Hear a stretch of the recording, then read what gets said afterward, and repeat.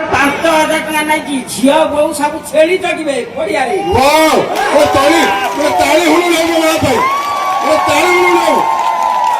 ଚାରି ମାସରେ ଥରେ ଭତ୍ତା ମିଳିବ।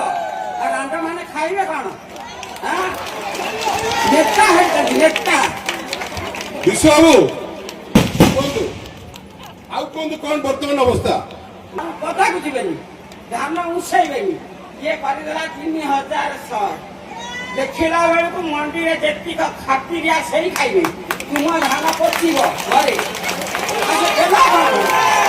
ହେଇଛି କଣ? ତାକୁ ଶୀଘ୍ର ହଟେଇବା ବ୍ୟବସ୍ଥା କରୁ। ବାଘ ଧରିଛି ପଇସା ଦେବେ ଛେଳି ଜଗିବା ପାଇଁ।